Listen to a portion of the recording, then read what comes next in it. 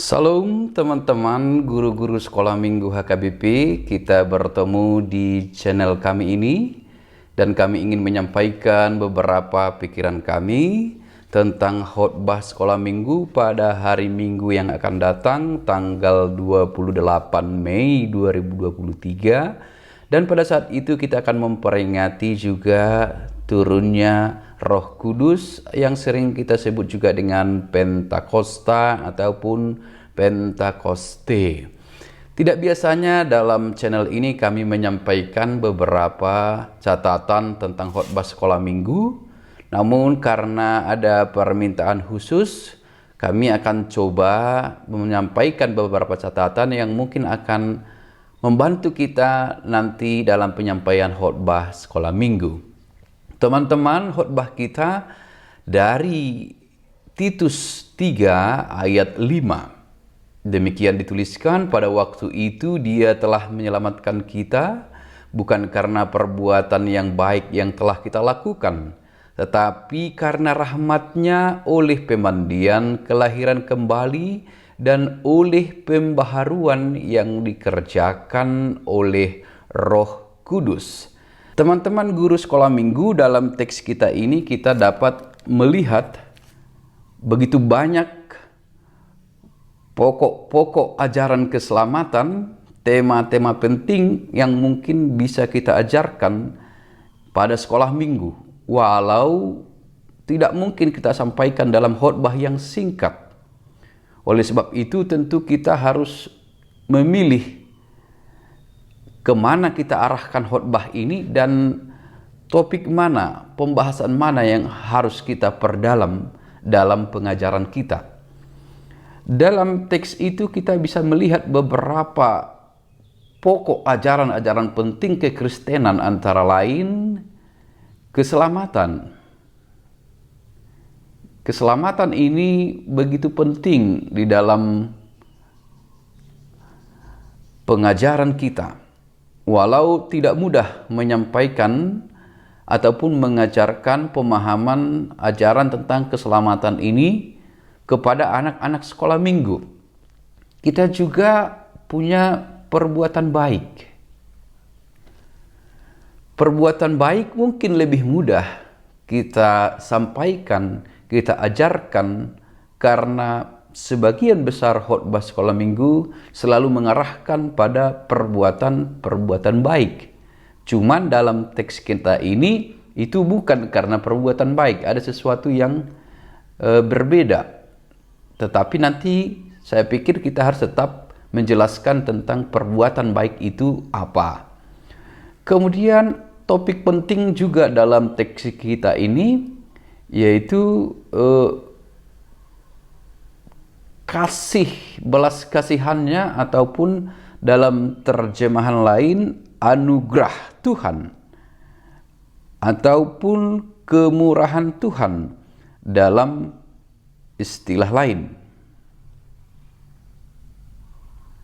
ataupun disebut karena rahmat-Nya. Bila kita baca dalam Alkitab kita itu disebut karena rahmat-Nya, tetapi juga bisa disebut tetapi karena belas kasih-Nya.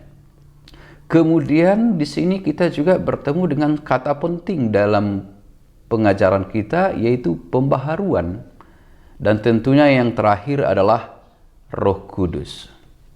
Lalu bagaimana kita akan menggabungkan beberapa tema penting atau pengajaran penting dalam iman Kristen? Maka dalam pikiran kami, teman-teman, yang pertama kita dalam khotbah kita tentu menjelaskan dulu perbuatan baik. Nah, setelah perbuatan baik kita jelaskan, kita juga meminta anak-anak untuk menyebutkan perbuatan baik itu apa saja. Tentu mereka akan menyebutkan apa saja itu perbuatan baik. Namun sangat penting kita bertanya, kenapa mereka berbuat baik? Apakah ada yang mereka harapkan dari perbuatan baik ini? Ya. Tentu saya pikir mereka akan mengatakan alasan-alasan kenapa mereka berbuat baik. Tentu ada banyak alasan di sini yang kita sebutkan mungkin sebagai upah dari perbuatan baik itu, atau barangkali upah ini mendorong mereka berbuat baik dan sebaliknya. Lalu kemudian kita akan jelaskan perbuatan baik tanpa mengharapkan apapun dan tanpa mempertimbangkan apapun. Contoh perbuatan baik yang tanpa mengharapkan apapun, yaitu perbuatan baik yang tulus. Contohnya adalah apa yang dikerjakan Tuhan Yesus bagi anak-anak, bagi manusia, yaitu keselamatan. Keselamatan yang diberikan Tuhan itu bukan karena mengharapkan sesuatu dan bukan oleh karena kebaikan manusia, tetapi karena kasih. Karena kasih. Jadi setelah kita meminta mereka menyebutkan beberapa perbuatan baik, tetapi ada motivasi di balik itu atau ada hadiah yang mereka harapkan, berbeda dengan kasih Tuhan Yesus. Tuhan Yesus tidak mengharapkan apa-apa dari kita.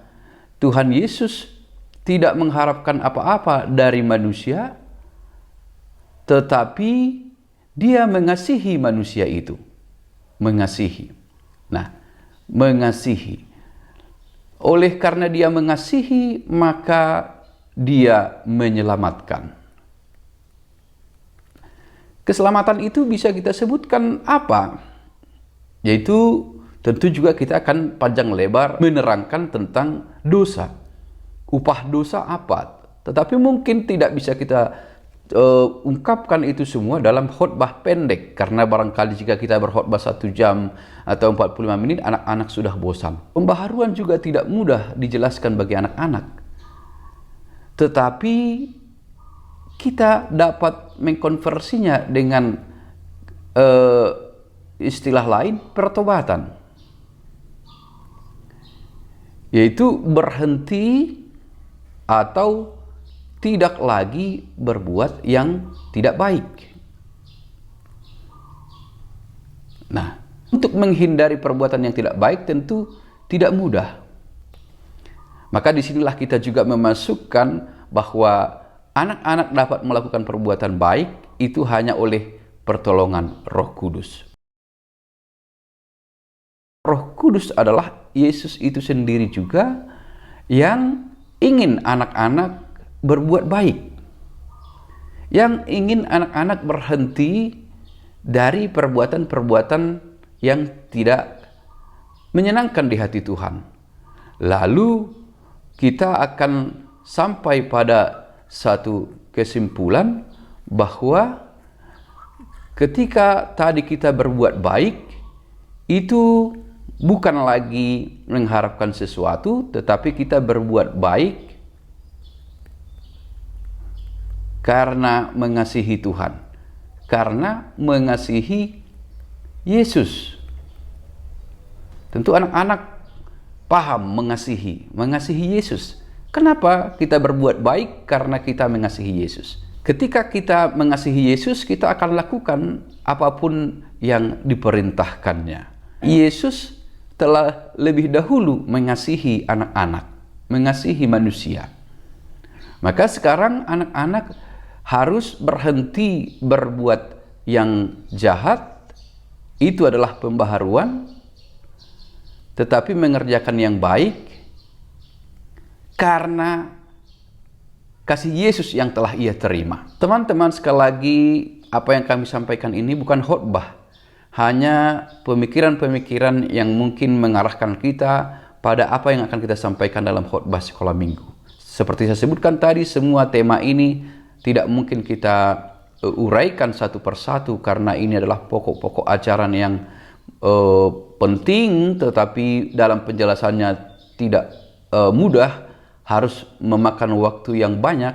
Oleh sebab itu kita harus bergumul dalam khotbah sekolah minggu mana saja yang kita tekankan dari pokok-pokok ajaran ini.